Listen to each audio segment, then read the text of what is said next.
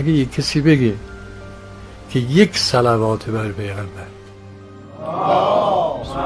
صلی علی محمد و آل محمد و عجل فرجه، این ظرفیت و این پتانسیل را داره.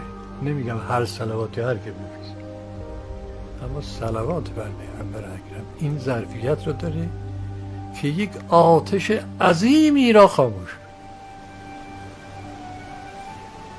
اگه درست انجام بده یه همچه قدرت.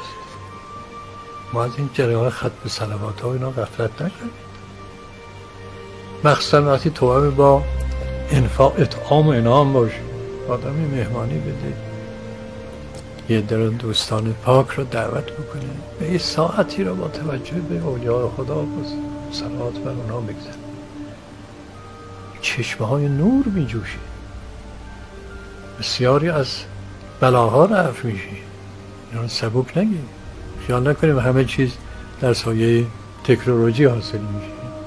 نه، خیلی چیزاست که تکنولوژی درونی میخواد،